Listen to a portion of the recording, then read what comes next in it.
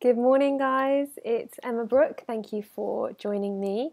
This morning, I wanted to talk about money and money blocks. And the reason that I kind of wanted to talk to you is because it's come up in my life in the last few weeks, and that's always a good reason for me to talk about stuff because it's very present, and I know that if I'm experiencing it, then there's a good chance you might be experiencing it too. So I know there's excuse me, a lot of people on the internet talking about money and money blocks, and I'm not here to tell you how to fix them or anything like that. I'm simply here to talk about how it relates to your selfish identity and how you can potentially be doing yourself a big disservice, which spreads into more areas of your life than just financial abundance.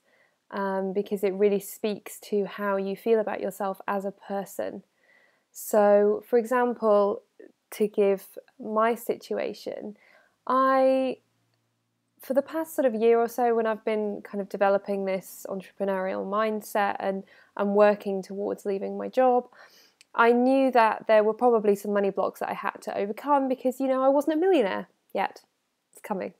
I wasn't a millionaire, so therefore, I do believe in abundance. I do believe in law of attraction and manifestation. So I knew there was something there that was blocking me, but I didn't really know what because I didn't really know what I'd been taught about money. And it was only this weekend or the last couple of days that I've been sitting with a few things, and a few things have come up for me. And to give a bit of background, when I was 2, my parents started a business. So my parents were both reasonably successful in their own right. Like, they weren't rich by any stretch of the imagination, but they were comfortable.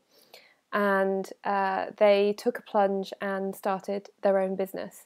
And for about 8 to 10 years, that business really struggled financially, and there were many times where my mum would make my clothes and her own clothes because we couldn't afford to buy them.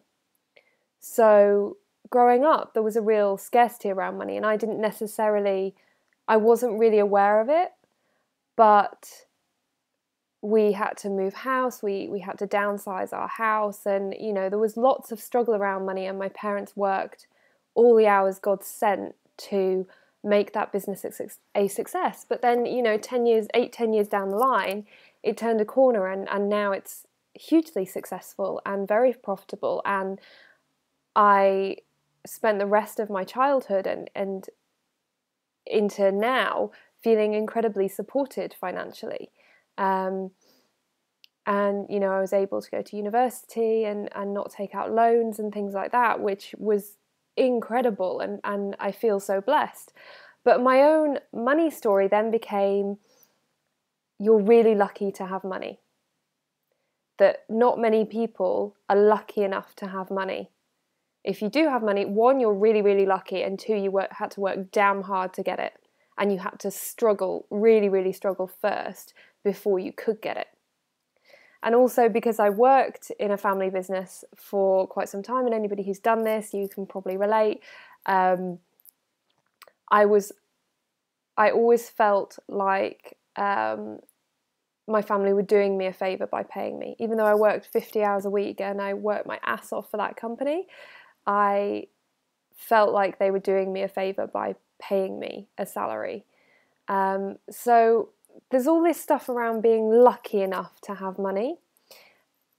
And that, I realised this week, was something that I haven't cleared yet because I wasn't really aware of it. And it left me feeling bad about myself. There's an intrinsic link to your self-worth here. I think generally if you have money issues, there is something there that is linking back into your self-worth. And when we don't feel good about ourselves completely and truly and very secure in ourselves, we can't come from a place of being really authentic.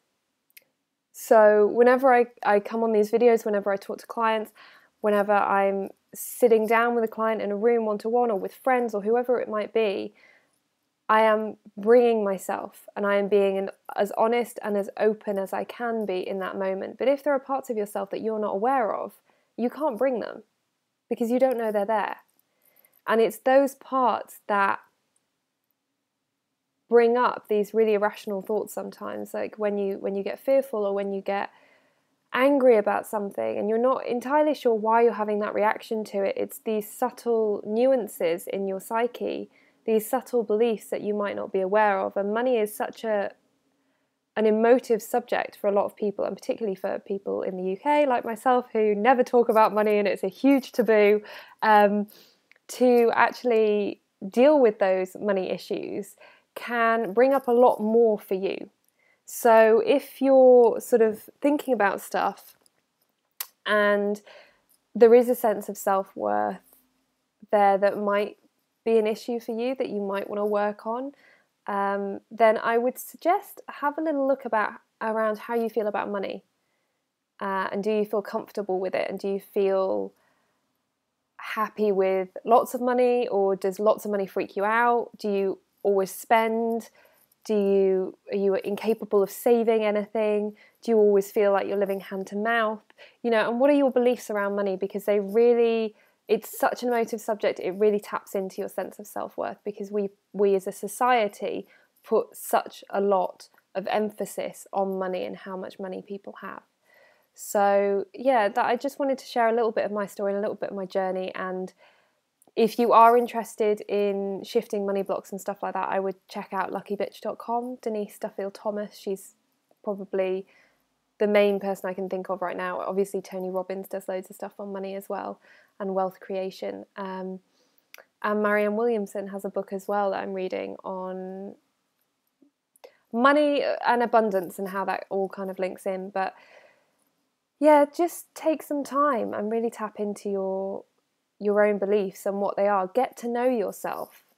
Get to know yourself. That's why I created Your Selfish Identity, an 8-week program fully immersed to really get to know yourself and who you are and what you're about and what you want and what you don't want. And the more you do that, the more you embrace every facet of yourself, the happier you will be.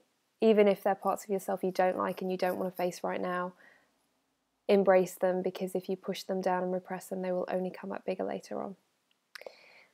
So yeah, I'm doing some tapping, I'm doing some meditations. I've created a little meditation for myself with lots of affirmations around money and subtle hypnotherapy type tools and techniques that I've learned in the way you word things to eradicate those beliefs. And I'm also doing some EFT, some tapping as well. So hopefully really soon I'll be really, really rich. But not obviously, but it's actually not my goal. My main goal is just to be happy and comfortable, and to know that I am comfortable and have a good relationship with money. So yeah, I hope this has served you. And of course, if you are listening to this and you think, God, that sounds really like my friend, then share this with them and see if they can get some help from it as well. Just shine some awareness into that little recess of the money beliefs. And of course, let me know how you get on in the comments below. I would love to hear from you,